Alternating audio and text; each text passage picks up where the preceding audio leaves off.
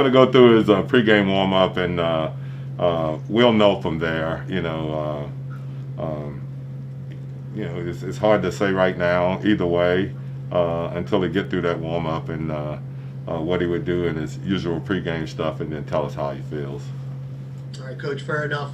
As far as your rotations, have you gotten a certain number? We saw a lot of guys play in the preseason, and the bench was really a big part of those scrimmage games. Are you going to continue those rotations or shorten them up a little bit?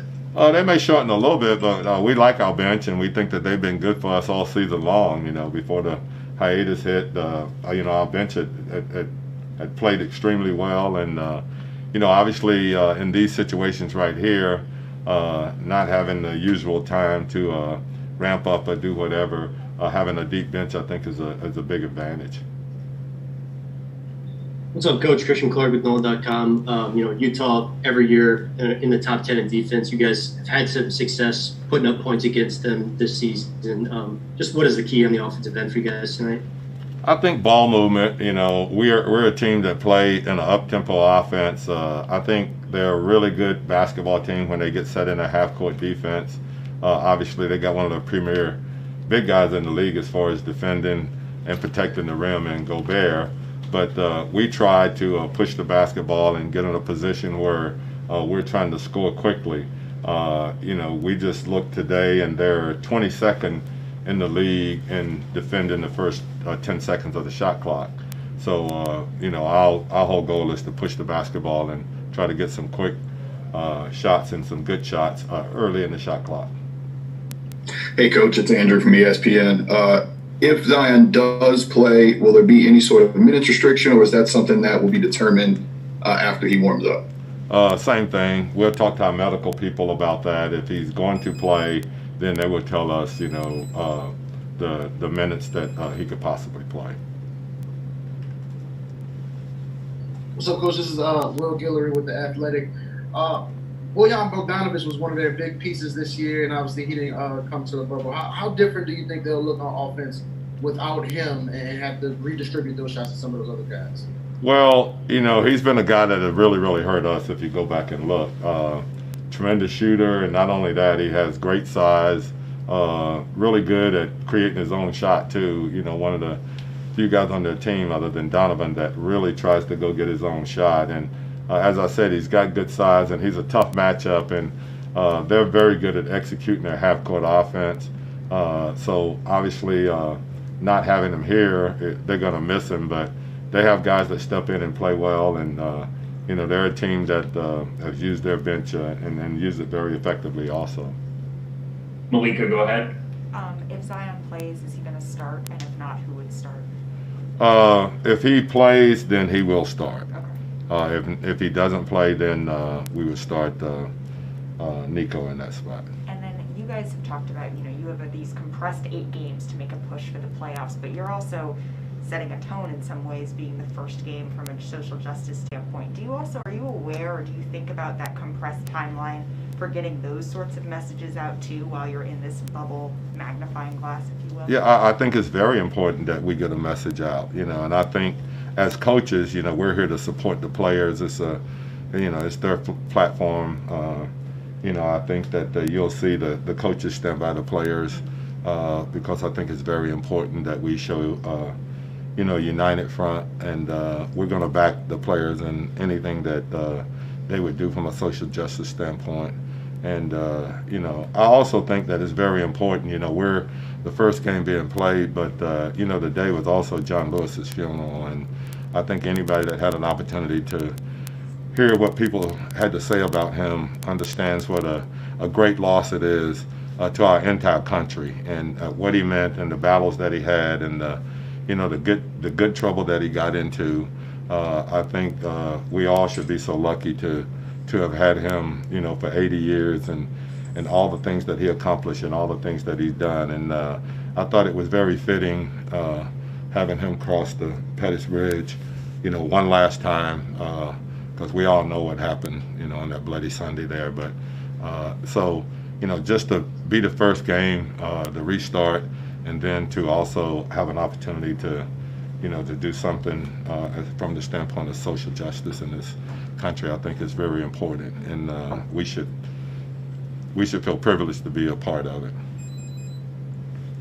Hey, Alvin, Ron Walker with the Times-Picayune here in New Orleans. When you go back to that March in Sacramento when everything got shut down, what does it sort of just say about this league and about the commission that you are all able to, what's going to happen tonight? You actually get this thing started again. Well, I said all along, if you look at the other sports and the problem that they've had, and I'm not taking a shot at any of them, but I think when you look at what has happened here and just the testing alone, where we're testing, I think, somewhere in the neighborhood of 375 people every day for the last 21 days, and no positive tests, tell me that the NBA has done an unbelievable job of setting this whole thing up. Not only that the accommodations have been great. The food has been very, very good. I think if you look at the way they set up the practices and everything, it's been an amazing job that they had to get done in less than a month, really. So, kudos to the NBA, and I know those guys worked extremely, extremely hard to get this done, and I think it's been a great situation for all the players, coaches, and staff, and everybody here. Mark, go ahead. Alvin, to the point about the social justice efforts, in this pivot point in time, what's your outlook on where this ultimately leads within the next year? I think that, if you talk to some of the younger generation, I think this is here to stay. I really do. I have a 20-year-old son and a 22-year-old son, and I know that they feel like that this is the most opportune time for us to try to have change in this country. And they have so many friends, different races, that feels the same way. And so I think that you're going to see a pretty united front with this generation coming. That they feel like now is the time and the need for social change, and I think you're going to see them do everything they possibly can to make that happen. Joe Barton, go ahead. Yeah, just a basketball question. I feel silly asking it almost. But when did you start looking at the Jazz? We've looked at them. I mean, we looked at them really. During the shutdown anyway. I mean, I think what you do is that you go back and you review a lot of things, and we've had some really tough games against them from the standpoint of what has happened down the stretch. And so we've kind of taken a look at that, and we've taken a look at some of the things, from a defensive standpoint where we can get better. As I said, they have Gobert, who, is always up for Defensive Player of the Year award, and we try to find a way that we can do things with him to see if we can get him away from the basket. So is it fair to say that, your prep for this goes all the way back to when they released the restart schedule? Yeah, I would say that. Even before that, because we looked at teams that, that there's a possibility that if things would go incredibly right for us, from a playoff standpoint, and I think everybody wanted to be positive in that situation of, how would it look, if we played this team. So, we had all of this time. So, we went back and reviewed all the games, and then we also went back and looked at specific teams because, they've had a lot of success against us. Utah have, and it's one of the teams that we studied, a lot, really. Hi, Coach. What do you expect from the team in this restart? And if Zion doesn't play, what will be your starting five? If Zion doesn't play, then we will start Nico Melli there. So we pretty much decided that if he is going to play, he's going to start the game. And as I said, our whole goal is to continue to try to get better every day. We had a lot of practices here. We really had only one bad practice, and that was after we had given them a day off. So, and that's usually the after effects of having a day off. But I thought we had good practices throughout the couple of weeks that we've been here.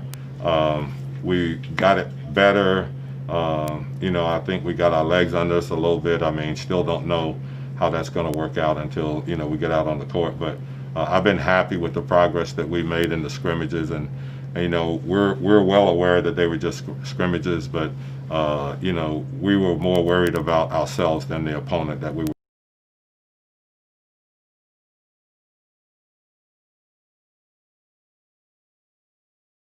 Thank you very much. Andres Lopez for Cultura Sports. Coach, have you noticed any improvement in team chemistry since all of you guys have been together 24/7 inside the bubble going into these games that actually count?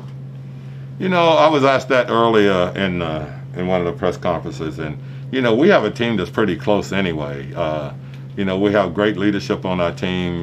With Drew Holiday and E'Twaun Moore and J.J. Redick and Derek Favors. We have a different kind of veteran guys than most of the other team. And we have a lot of young guys that has a ton of respect for those guys. So from a chemistry standpoint, our guys are pretty close, and they've always been pretty close on the road. But in this situation right here, in the bubble that we're in, we've spent an awful lot of time together, eating together. We've had guys that do things that they've never done before. E'Twaun Moore caught his first fish, and it was about a 3.5 pounder, but you would think that it was Jaws. I said it earlier.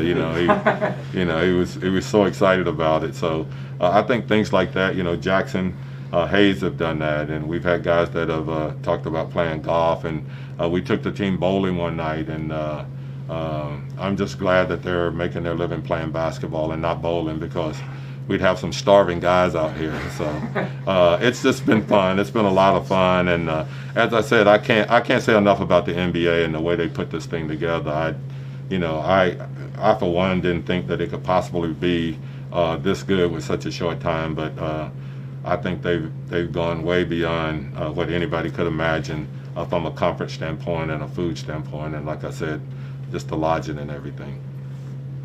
Great, thanks a lot, Coach. Appreciate it. But can anyone touch you in golfing?